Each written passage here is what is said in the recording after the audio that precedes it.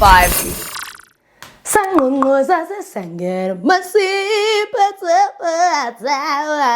What's up, guys, and welcome back to another video about your ultimate fave.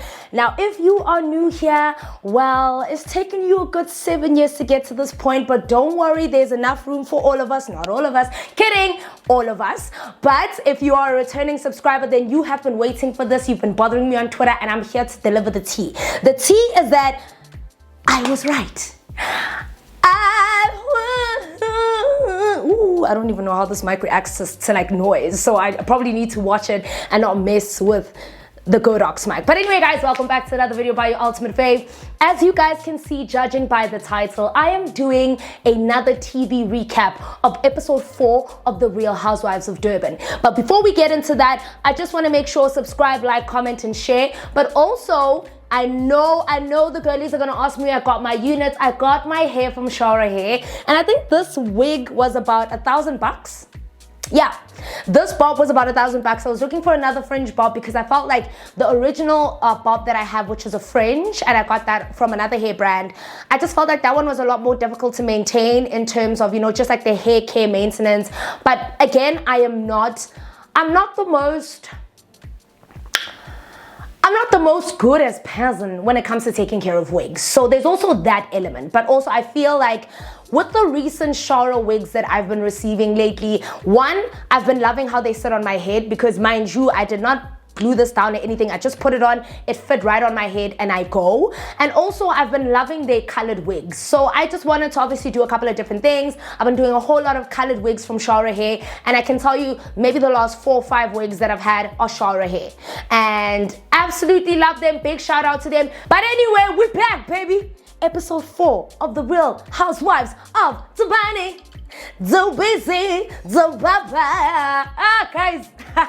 Oh, by the way, guys, here I am drinking Johnny Walker Blonde with grapefruit tonic. Oh, I found my new poison. And the thing is, you guys know me, I'm always kind of dash things with water, but I tried this combination because, as you guys know, I'm part of the Johnny Walker team, and we were trying different variations, you know, because Johnny Walker Blonde is a very different type of drink. Like, it's a very different whiskey, very flavorful, very on the fruity side, and we tried it with grapefruit tonic. But anyway, this is not an education class on the drink that I'm having. This is a TV recap about the mind-blowing episode that has come to life, showcasing what were my initial thoughts from episode 1.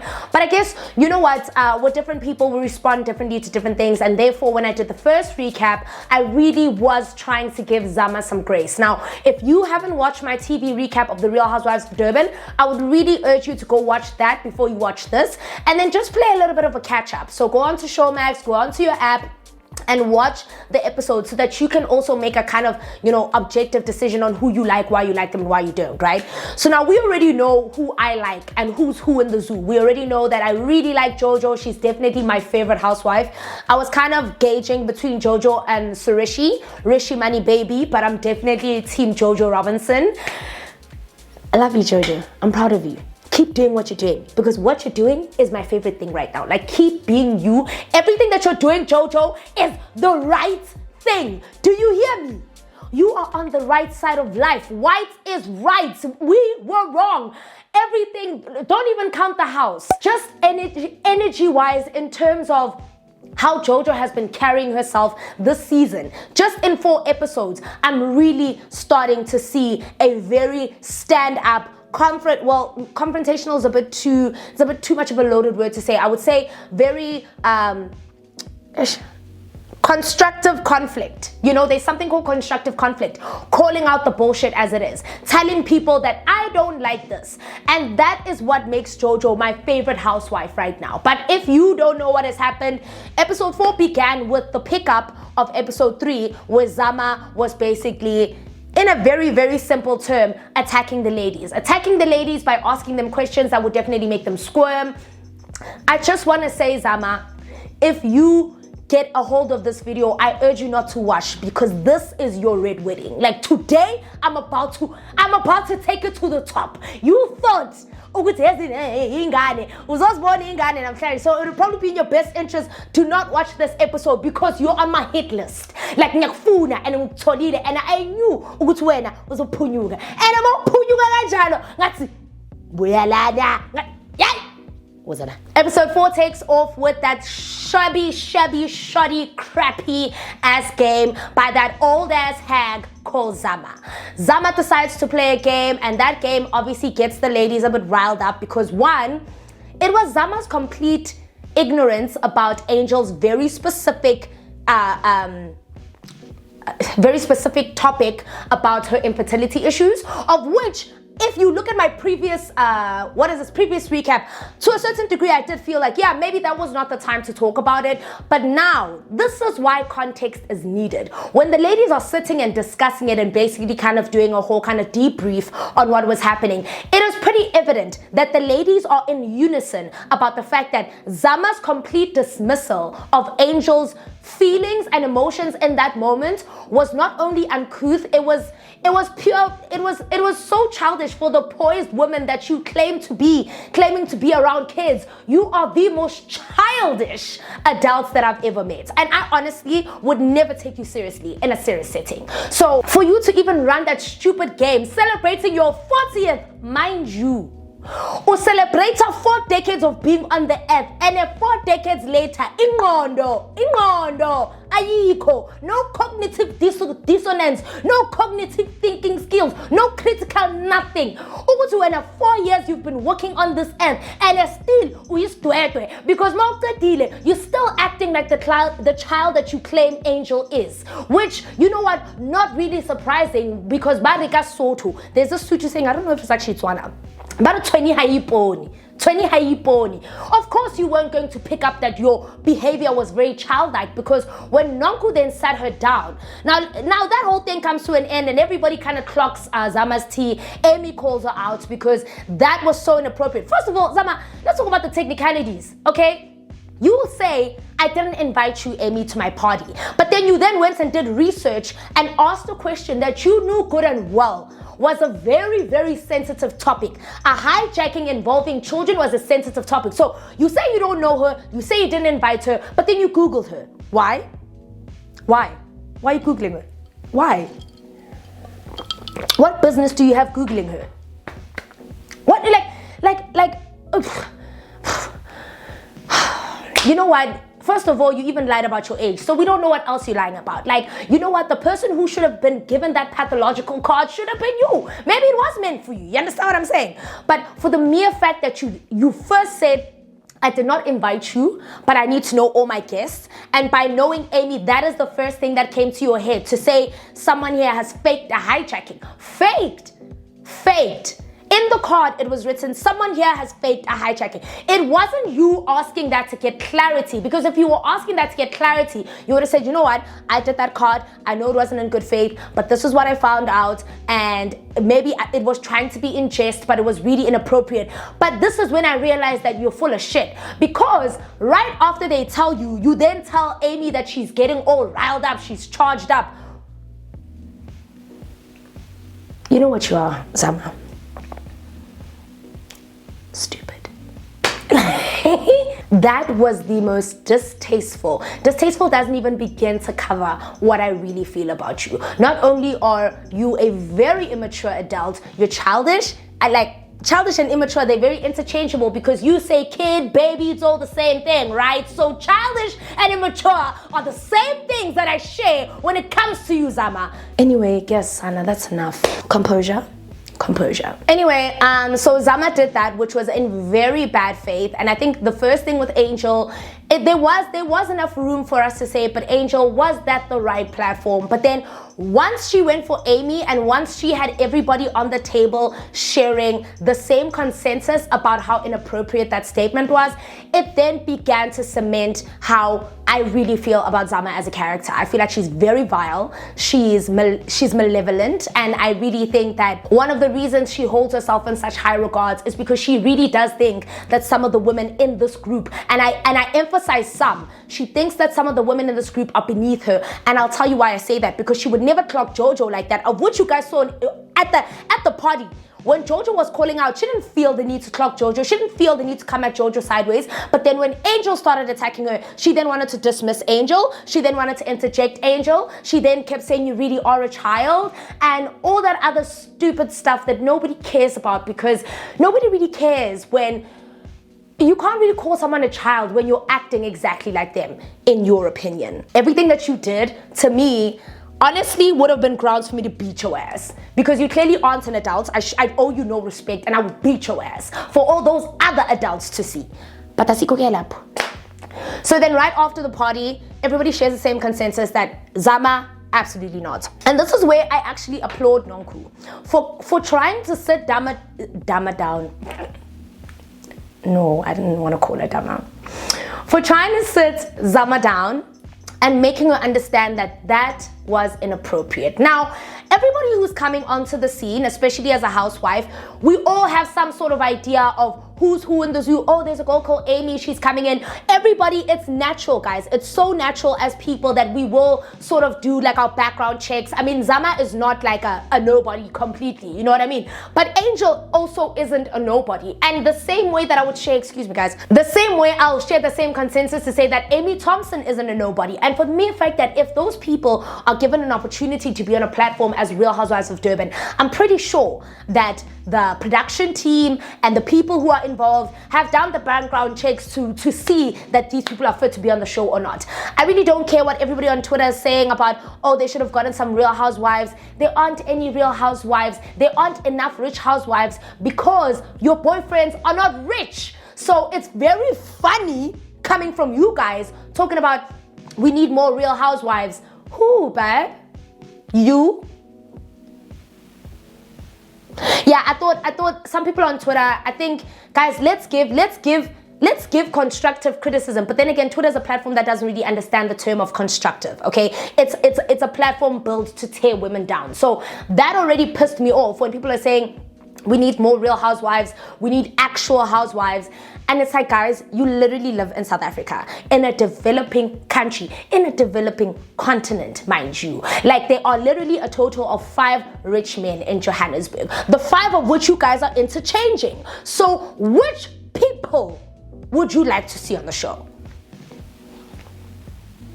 Oh, wait. I want sometimes when you have nothing constructive to say, and I saw some of the girls that I really like on Twitter that were saying that, I was like, guys, you know what? Just shut up sometimes. Sometimes you must shut up and enjoy the content. Nobody really cares that you think that you should be real housewives. Nobody cares. You guys are not housewives. Your men aren't marrying you. So shut up. Balatendi housewives, on a show like that. And also be mindful of the fact that there are some housewives who generally like the privacy of their own lives. They don't want people poking and prying into their private affairs. And it could be one of two things. They're just either really private people, or they really just don't want to be involved on a public platform such as this, because it gives eyes. It shines eyes onto your private life.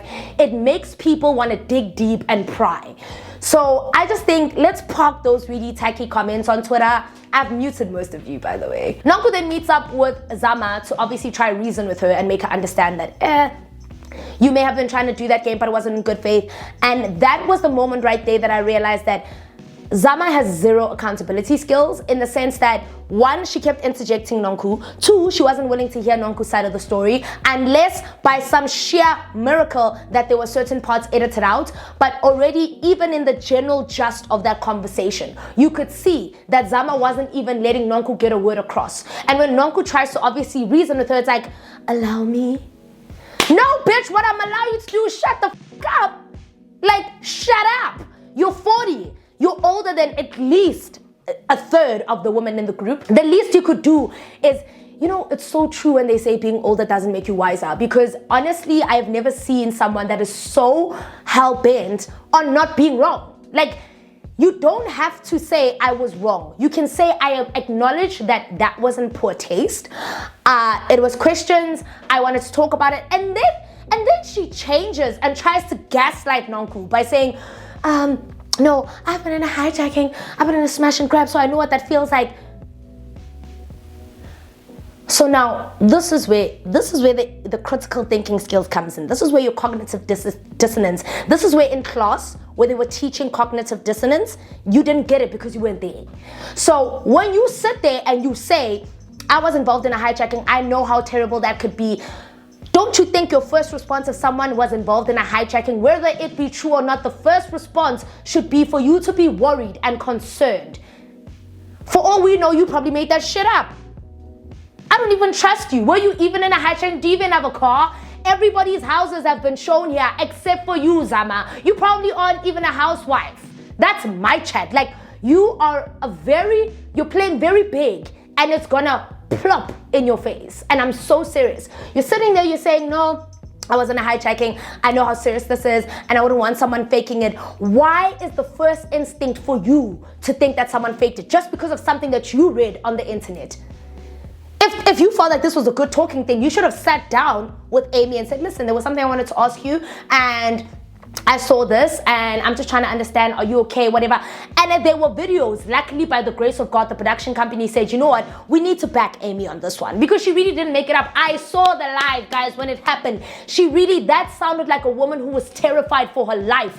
And you're sitting there and you're trying to make it a gotcha moment. God. So anyway, zero accountability skills, zero critical thinking skills, zero cognitive anything skills, just bird brain, empty-headed, nothing. Then this is where everything comes together for me.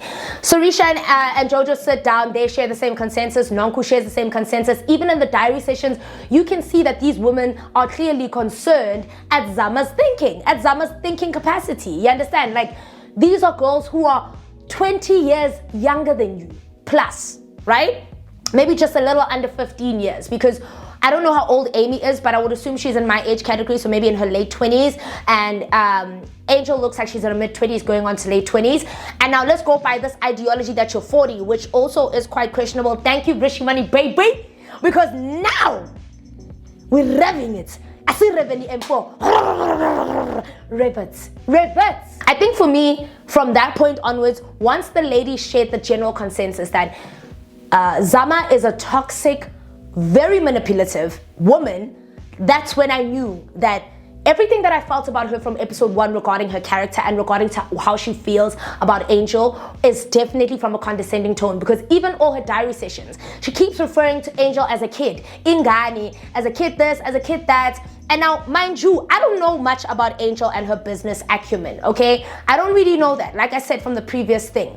But what I do know, Zama, is that you're very uncouth, and constantly referring to her as a child was a great indicator of how you view Angel as someone who's beneath you. But then when JoJo called you out at JoJo's party, you were, ooh. You're like, I don't know why JoJo invited me here. It's calculative, it's manipulative, I don't know what's going on. Why didn't you refer to JoJo as a child? Why don't you find her tactics childish? You know why? Because you respect JoJo, but you don't respect Angel and Amy. You have definitely clocked the women that you respect in the group, because those women are above you. To them, you're beneath them. And now you have somebody else that you can view as beneath you. That is why how you refer to Amy at your party and how you refer to Angel at your party and Sarisha's previous thing was a direct indicator of your respect levels and how your respect levels fluctuate according to the woman you see as a plausible threat. And in this case, please, babe, for context, when I say threat, I'm not saying direct threats in terms of looks and anything. I'm talking about women who are above you. Financially, business-wise, you are definitely... Walk the dog, babe. There's nothing you're going to tell me when I live in an 8-story bedroom that has a movie cinema in it. You're not going to tell me shit. That's why when JoJo called you out, you were sitting there with poo on your face, not egg, because eggs are really, really good. You were sitting there with poo on your face. You were sitting there dumbfounded. You were sitting there looking confused, knowing very well that you're talking about Angel behind her back. And you're a 40-year-old.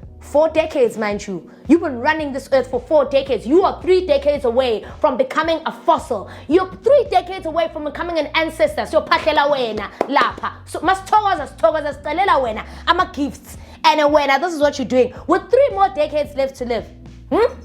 Allegedly, of course, who knows, you might outlive us all. They always say that the people with the meanest spirits, they always live the longest. I don't even know why. Selfish people live longer. So I feel like once it got to JoJo's house, guys, the smile on my face was here. I was like, yes! This is what I paid showbacks for. This is exactly what I paid you niggas for. Yes! I've never been so excited to watch a woman be called out the way that she was. And for the mere fact that nobody stood up to defend you should show that everybody shares the same consensus. Then, okay, for story's sake, to add to contextual alignment, Annie comes in. And Annie obviously comes in, and for like a split second, I won't lie, when Annie walked in, I was like, ah! And then her diary sessions came. And she was like, yeah, I'm just here. I'm not here for a long time. They don't deserve my energy.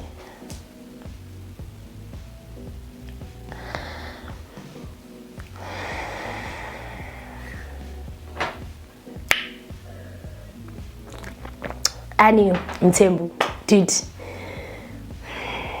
Every time I think, no, but maybe, you just go and prove me wrong. Like in all the weirdest capacities where I think, you know what? Annie's back and you're like, yo, they don't deserve my energy. I'm not back here for a long time. They don't deserve my energy. Maybe it's for the sass of the housewives, you know, kind of setup. And that's not a bad thing. But that for me from Annie was giving a little bit high school. I was just like, okay, then what actually are you doing here? Annie didn't really say anything, which was fine. I don't know if we're going to see on episode 4. I don't know if she's going to make another appearance before she completely calls it quits.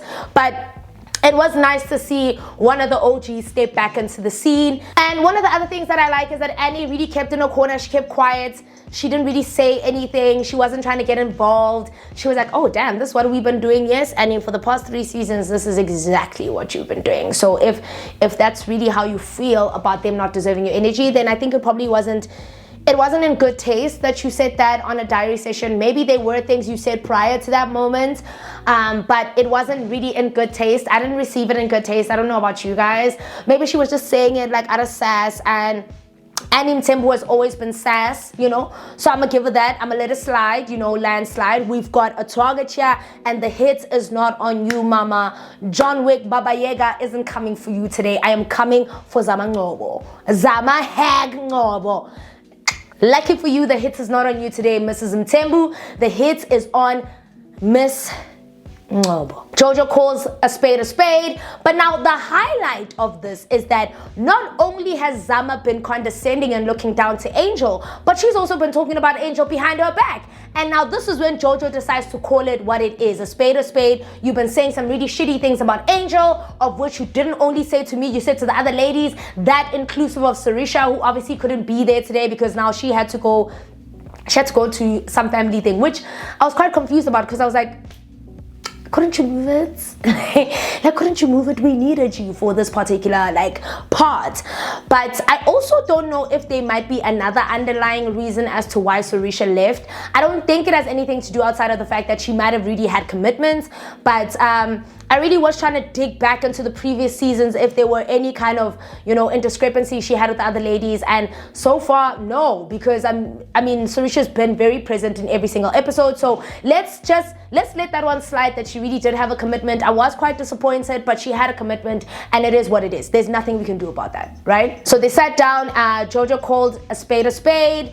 And did you see how shocked Zama was? Because she wasn't expecting those ladies to turn against her. I think in her mind, because she had already had these chats with the ladies individually, she thought she had already kind of created an alliance that was working in her favor, which we could say it was. I mean, there's no reason to believe that it wasn't, up until a point where people started really calling her out in the diary sessions. And the first red flag that she did was call the ladies individually to discuss Angel's business or discuss Angel's private affairs, that being what she really does for a living. Now, mind you, Zama, right after I did that first recap about you, and you know, they did those little cutaways of those shows you were once on, those shows that once existed on the platform. I don't know. I don't even know. Do you still, are you working? Like, besides Real Housewives? I don't even know what you're doing, okay? But for the mere fact that you went to try to discredit Angel shows me that the unemployment rate in South Africa is too high, because there is no way a 40-year-old has that much time on her hands, especially a well-esteemed, working in the game 40-year-old. Now, mind you, you might be surprised to hear this, but me sitting right here in front of a camera with no one in this room except me calling you out on your bullshit is my job. That I get paid for. And mind you, I'm 29. So that should already alert you that I don't have enough time on my hands to call you out unless I'm getting paid for it. You, on the other hand, have got too much time on your hands. This is why I urge you to get a CV, P-net, job seeker. There are so many things that you could be doing, but instead what you're doing is running your mouth, and now you're shocked that the ladies are actually saying, girl, you 36! It's safe to say, Zama, I don't like you, but I never did. And one thing about my intuition and my energy flows, my energy is very, very pure. And I know how people can receive it one way or the other. If I'm angry, I'm angry. If I'm happy, I'm happy. But generally, consensus towards people, always joyful, always pure. So to say that I've met women like Zama would be a bit auspicious, audacious of me, but I generally have. There are people in the industry who are exactly like Zama. And the reason that I delve into that is because Angel mentioned a comment saying you actually got fired from a radio station, of which, thanks to this nice little phone, we will be Googling, we will be finding out. And I mean, it is the internet. I mean, I might as well Google you. I don't know you. What are you doing in my YouTube video, eh? Let's not touch too much on what she does. I'm not here to diss you about your other ventures. I'm here to diss you about your role on the show. And then, this is where the tea got very tea, but I couldn't really say anything because it was the end of episode 4. Right after that, I think the only thing that kind of irked me about the sit down with everybody is that, one, you tried to defend Zama, of which was very admirable of you, but it was also very like, Tula mama. Like, Tulungazingeni. Tula. Because I don't think that was the time and the place. We all saw what happened. It is on TV. She did ask, and for you to say, oh, she was not in the room was a big reach. You were reaching for the stars. You were literally reaching for Jesus Christ himself in the heavens, because there's no way you're telling me that you didn't hear Zama ask, oh, what happened? We'll get back to that. She literally asked, what are we talking about? And she said, no, I want to hear this. Okay, so maybe Slee, I'll give you that for trying to be somewhat of a good friend, but at the end of the day, I think what you did was very big by saying that, no, you spoke to me about Angel, you said this, you said this, you said this, because, and I'm glad you did that, Slee, because what you were going to find yourself in is a pickle where you're now defended to back Zama when you know that Zama is a shitty person, right? And when I say that, I say because already as it is, when she started taking out the fact that Nonku spoke about her construction, of which, Nonku Mara, baby, you did. Nonku, baby, you did though. Nonku, Sam, going there and Sam, no, you told me. Nonku, they even gave the cutaway. Okay. Whether or not Zama had led that conversation in private and whether or not Nonku took it to television, we'll never be able to assess or know. But then, off the basis that she says that Zama told her that, that's a bit of a reach on your part too, Nonku, because you have spoken about it in the diary sessions, also claiming that Angel doesn't seemingly know much about construction. So, for you to say you heard that from Zama was a bit of a reach as well, because you shared the same consensus, whether you heard it from her or whatever. You should have just sat there and ate your food. But I get why you had to let Zama take the heat, let Zama take the fall. And now, mind you, how she treated you, I don't expect you to defend Zama. I wouldn't if I were you. Nonku Nonks, you know what? What you did was a little bit slimy, but that's the kind of slime I can rock with. That's the kind of slime I can rock with. You understand? But essentially, episode 4 proved everything that I had initially thought and felt and tweeted and deleted and changed and swore I wouldn't. Everything that I felt from episode 1 alone was ultimately proven. Now, I don't know if I've got a calling. Maybe I do. Who knows? Maybe somebody is calling me to work here. But essentially what I'm going to say is, Zama, you're a bad, bad girl. And I hope that this season tears you apart. And I mean that in the nicest way possible. I hope this season devours you bit by bit until you can actually sit down and say, you know what, Angel? I am sorry for that. Because another thing, I don't see Zama apologizing. I don't. And that'll be even better, because then you will maintain and cement your villain status. And let's get one thing straight here.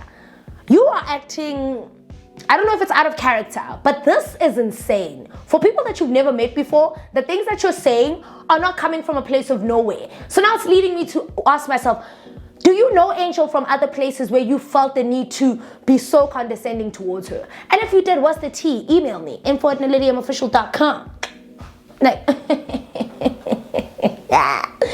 Yes. But anyway, guys, that is episode 4. I am riled up. I still have the mommy club to recap.